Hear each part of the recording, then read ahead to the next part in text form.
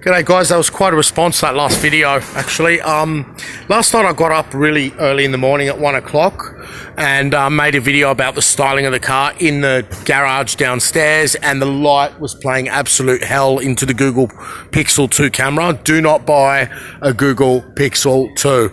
It's junk. It really is. Compared to the Samsung S7 and the price, don't bother. But I made a video and I was talking about the comments from all you guys. Hi Scooby, hi to the bloke Chris from Chicago, and thanks for all the comments, guys. But here we are outside and the camera's on normal setting, and you can see now the polarizing styling of the car from over here. I'm across the road, so it works quite well. Now we'll talk about the front, what they've done with the front of the car. You can see from a distance here, it really is quite polarizing. They've done a great job with that revamp on the front, and the back of the car works really, really well. It's just when you're in certain conditions, it doesn't. But from here, it looks amazing. It really, really does. Now I'm going to put my tinted I'm going to put my Oakleys in front of the lens and see what it does to the car. So that's why I always thought they're purple. I didn't realise it was actually my sunglasses that I was getting confused by. So, yeah, the car, depending, especially with your sunglasses on, I'll do it again, can look purple. And I made quite a long video last night. I've deleted it.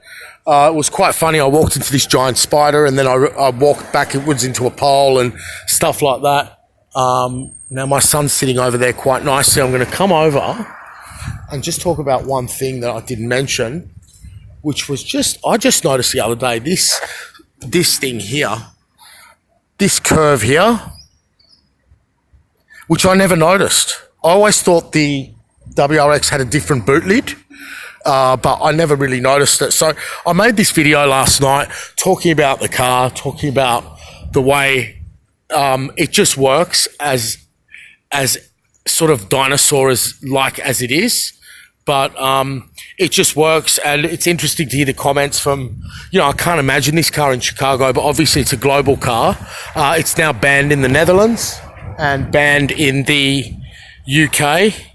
I didn't realise when they said final edition that the government in the UK banned the car because it's 242 grams of CO2 per kilometre. But that might be the last roaring STi. Who knows? This could be it.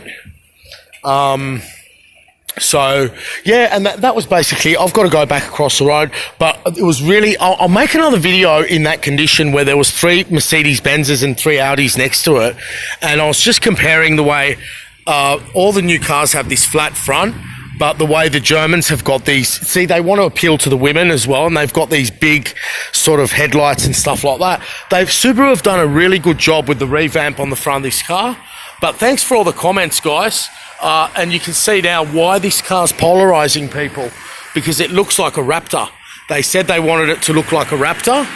I almost get run over for a video, but it's worth it. You guys are worth it. But thanks for all the comments, guys. And let me know how you go if you get the winter tyres in Chicago. Like, are they hard to get for this car or something? Do you have to get different wheels for it? Stuff like that. See, this Google Pixel 2 now is sort of performing quite well in this condition. But what I decided last night, I did a test with all the cars in the car park. Blue plays hell onto cameras. So under fluorescent lights, the blue is very, very hard to video. And yeah, anyway, you can see there, I've not washed this car in a long time. I'm going to wash it later and make another video, hopefully.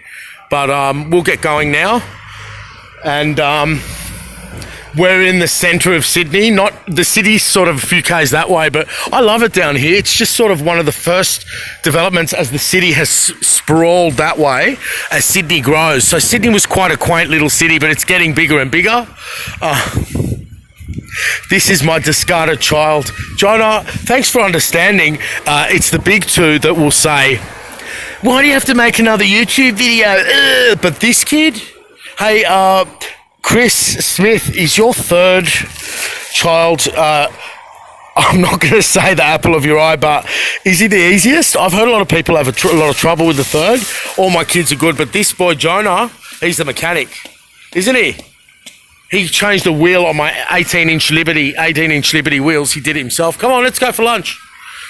But there you go. So, you know, I put the car out 1 in the morning in the middle of the car park, and I walk towards it trying to capture what I really take for granted is what I'm capturing right here.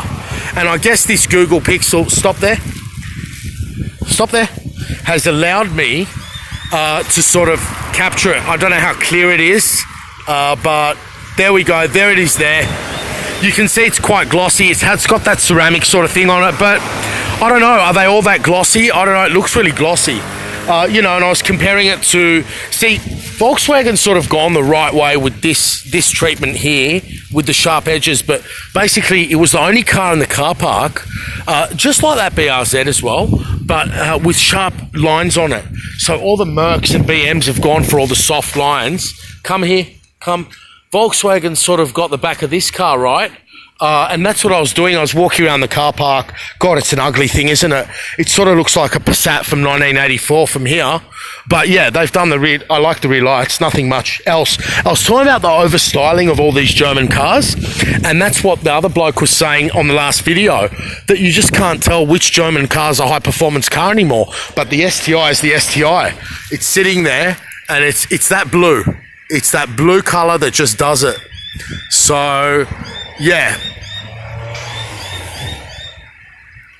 You know, like this Passat, a Tiguan, Passat, you know, I would have thought it's a high-performance model, or, you know, they've all got the rear exhaust integrated in, and so does the S3, and so does the Golf R, and what's the difference anymore with those cars? And then I'm seeing S3s around with the fake red calipers, like that Alpha. They paint the calipers red. I'm thinking, how the hell are those crappy single piston or double piston? They're single piston brakes. Even if they're double, they're the cantilever type, like every other dodgy braking system. How the hell is that going to pull an S3 up? I had a mate over today. He wants to report an S3 to the police. So there's an S3 going up his road at 150 kilometres an hour. Now that mate of mine had a 135i, and he knows speed. He doesn't exaggerate. And he's like, there's this black S3, and we were talking about how wickedly fast these new cars are with the DSG boxes and stuff like that. But, you know, with the Subaru, with the manual, you're in full control. I'd love to see one of those S3s in the wet trying to stop from one of their ridiculous 4-second launches. Budgie? I don't think it's your S3. I think he's talking about the one just before it. Anyway, we're here to get some Japanese again, and yeah, I made that video, just sort of, no videos are planned, but people like, great video. I never watched it back yet, but thanks, guys. You guys are amazing. I think you're so cool. One day we should have like a reunion, a union. Anyway, all the best, guys, and I think you're asleep now in the UK, aren't you? But thanks for the comments. Bye.